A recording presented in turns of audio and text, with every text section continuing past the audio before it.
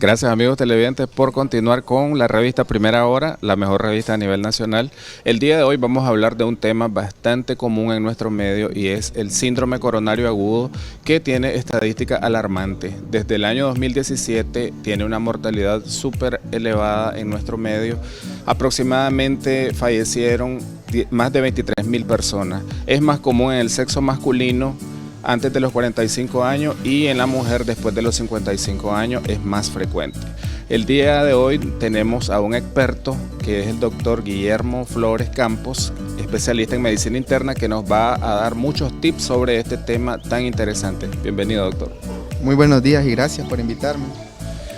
Doctor, hablábamos de que las estadísticas son alarmantes en nuestro medio. O sea, en el 2019 fallecieron aproximadamente más de 3.100 personas, en el 2020 más de 5.000 y en el 2021 más de 6.000 personas. La tendencia es aumentar cada vez más. Existen un sinnúmero de factores de riesgo y queremos dejar claro a los amigos televidentes que uno de los factores de riesgo que hoy en día es uno de los más importantes es la obesidad. Siempre estamos haciendo énfasis en mantener un peso adecuado y también mejorar algunos tipos de hábitos como hacer ejercicio físico, evitar el sedentarismo, evitar el consumo de bebidas alcohólicas, bebidas energizantes, pero nuestro experto nos va a explicar un poco más.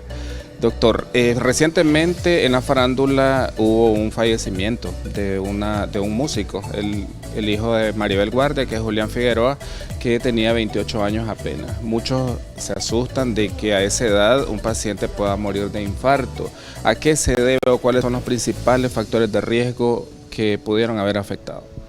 Bueno, como bien dijo, en las personas jóvenes, principalmente cuando se dan estos casos, tiende a ser más frecuente que se presente en los varones. Pero no es realmente dentro de todo el espectro de los pacientes que padecen de síndrome coronario lo más habitual. Más bien, entre más edad va adquiriendo la persona, mayor riesgo de presentar realmente un síndrome coronario se va presentando, va aumentando el riesgo conforme avanza la edad. En personas jóvenes generalmente hay algunos factores que te pueden llevar a eso, sobre todo con los hábitos de vida que puedan tener los pacientes, como bien mencionaba. Un paciente que no cuida su alimentación, que consume demasiado azúcar, demasiados carbohidratos, que tiene obesidad, esto lo puede predisponer también en obesidad a un mayor riesgo coronario. Las personas cuando consumen demasiados alimentos ricos en grasas trans y alimentos demasiado aceitosos, demasiado grasosos, pueden tener problemas de aterosclerosis o taponamiento de las arterias, que puede conllevar a un síndrome coronario en un paciente joven, pero es menos probable. Y otro una de los factores que puede producir este tipo de problemas en jóvenes es el consumo de algún tipo de drogas, como la cocaína y otros tipos de sustancias estupefacientes, y también el consumo de con esas bebidas energizantes también, que tienen muchas sustancias y químicos que producen vasoespasmos y aumenta la frecuencia cardíaca, y eso va a aumentar el consumo de oxígeno en el corazón, y si ya tiene un problema de base y ya viene arrastrando un problema por los hábitos que lleva, lo puede terminar produciendo un síndrome coronario, un infarto. Actualmente, doctor, uno de los principales motivos de consulta en las emergencias de los hospitales y centros de salud es el dolor de pecho, pero queremos aclarar que no todo dolor de pecho indica que se está desarrollando un infarto. Para diagnosticar síndrome coronario agudo existen criterios clínicos, criterios del electrocardiograma y criterios enzimáticos. Quiero que dejemos bien claro cuáles son las características del dolor del síndrome coronario agudo. Muy bien, en realidad creo que ese es lo trascendental para poder llegar a hacer el diagnóstico. Cuando un paciente llega a la emergencia, que es donde principalmente se ven este tipo de pacientes, porque las personas sienten ansiedad cuando inician un dolor en el pecho del tipo que sea, lo primero que piensan es que le están sufriendo de un infarto, y eso lo lleva a tener mucho temor, lo que la mayoría de veces no lo lleva a la consulta externa, sino que lo dirige a la emergencia. Por eso es donde más se aborda este problema. El problema viene en que, como usted bien dijo, no todos los dolores en el pecho o en el dolor torácico es un síndrome coronario. Tienen que verse los factores de riesgo, y ahí es la pericia del clínico, la habilidad que tenga como clínico, la experiencia que haya tenido, su conocimiento para detectar correctamente un dolor que tenga característica isquémica, que pueda conllevar a tener un infarto de ese paciente, evitar que se te vaya, porque también se cometen los dos problemas, se dan los dos problemas, un paciente que llega con un dolor torácico y que quizá no lo es, y lo estamos estudiando y hacemos sobreuso de los medios diagnósticos, y el otro problema, que lo subestimamos. No, eso no es nada, puede ser una molestia leve, se va a su casa y el paciente tal vez ya era portador. Entonces ahí vienen las características del dolor.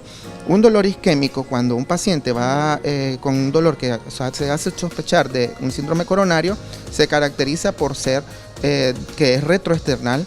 Es un dolor que aparece detrás del esternón, bien difícil de localizar, difuso, opresivo, produce también otros síntomas como disnea, la sensación de muerte súbita. Disnea se refiere al término a la falta de aire, a la necesidad de respirar más de lo que necesita realmente, esa sensación de falta de oxígeno.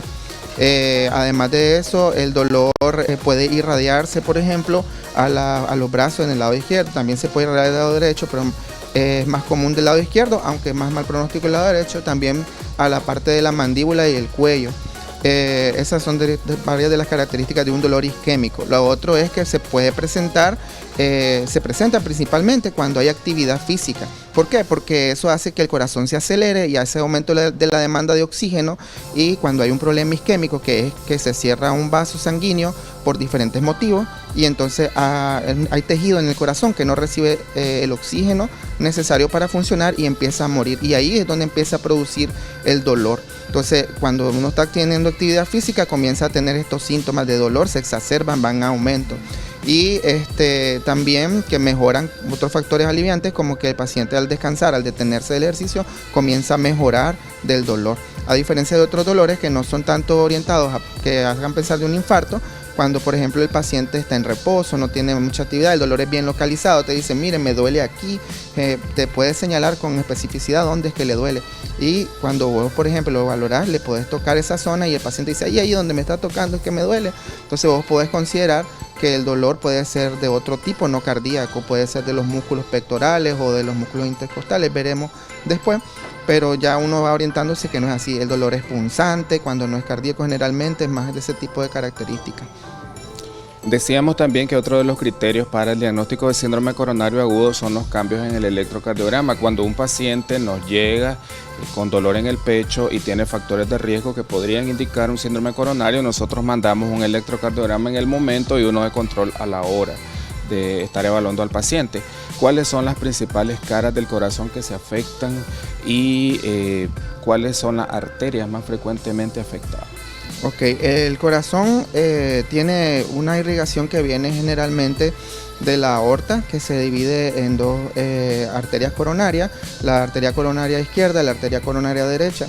De ahí vienen las diferentes caras que se van a irrigar con estas arterias. En la arteria coronaria izquierda generalmente se divide primeramente en arteria circunfleja, que va a irrigar la cara lateral de izquierda del corazón, y pues va a continuar y se va a ir hacia el ventrículo en la parte de la cara posterior, donde allí lo que va a suceder es que va a irrigar hasta el 30% del ventrículo izquierdo. Después tenemos la coronaria derecha, que va a irrigar todo lo que es la aurícula y también parte del ventrículo derecho, y se va a ir en la cara posterior, donde también va a irrigar hasta el 70% de la cara posterior del ventrículo izquierdo.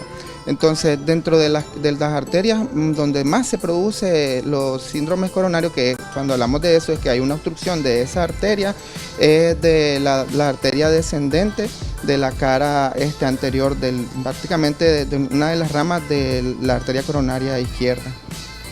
Doctor, una vez que se asocian criterios, se habla de que asociamos 2 de 3 criterios, ya sea criterio clínico con electrocardiográfico o criterio clínico con enzimas cardíacas. ¿Cuál es el paso a seguir? ¿Cuál es el tratamiento de un paciente con diagnóstico de síndrome coronario agudo y cuál es el pronóstico? Bueno, primeramente lo más importante es reconocer al paciente de entrada. En emergencia, cuando usted ve a un paciente que se viene quejando de dolor torácico, es decir, este dolor es característico de una paciente que tiene un problema isquémico, por las características que ya mencionamos. Lo otro es que un paciente, en las guías internacionales, para poder abordar a un paciente en emergencia, se solicita que el electrocardiograma esté incluso en los primeros 10 minutos de la atención. El paciente llega con dolor, a los 10 minutos de haber llegado a la emergencia con el dolor, tiene que estar hecho un electrocardiograma.